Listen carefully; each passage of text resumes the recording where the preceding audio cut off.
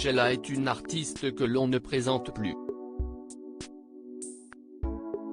Elle a enchaîné les tubes durant les années 1960 et est devenue une vedette populaire à la suite de la sortie de son second 45 tours en 1963. Elle a connu un succès international, a chanté plus de 366 chansons et participé à de nombreuses émissions de variété. Côté vie privée, la chanteuse a été d'abord mariée à Guy Bell, dit Ringo, puis Yves Martin entre 2006 et 2016. Alors qu'elle est l'invitée de 20h30 ce dimanche 28 mars, qui est donc son second mari. Yves Martin est un musicien et producteur célèbre né en 1956. Avant de devenir Monsieur Sheila, il s'est fait connaître sous le pseudo de Lionel Leroy et a réalisé les génériques de séries télévisées et dessins animés phares des années 1980. On peut par exemple mentionner Dallas, ton univers impitoyable de la série à succès Dallas, mais aussi celui de Starsky et Hutch ou encore le générique de début et de fin de Goldorak. En plus de sa carrière de chanteur, il est également producteur. La vie de l'artiste va prendre un nouveau tournant à la fin de l'année 1983 lorsque sa route croise celle de Sheila.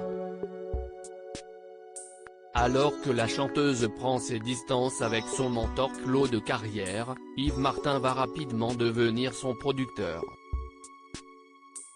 Leur rencontre va donner naissance à des années de complicité professionnelle qui vont rapidement se transformer en une histoire d'amour.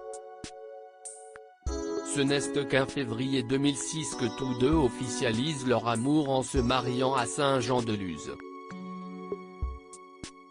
Leur relation sera très mal vécue par Ludovic Chancel, le fils de la chanteuse. Ce dernier estimera que son beau-père est un homme néfaste pour ma mère, qui la manipule et lui fait peur, avait-il alors expliqué il y a quelques années. Des propos qui avaient beaucoup déplu à Sheila et avaient par la suite dégradé la relation entre la mère et le fils puisque c'est du côté de son époux que la chanteuse avait choisi de se ranger.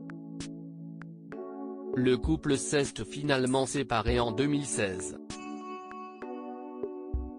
Victime de 2 AVC en 2016. Durant l'année 2016, Yves Martin a été victime de 2 AVC. Le premier s'était déroulé en début d'année et le producteur s'en était bien remis puisque cet accident ne lui avait laissé aucune séquelle, avait indiqué France Dimanche.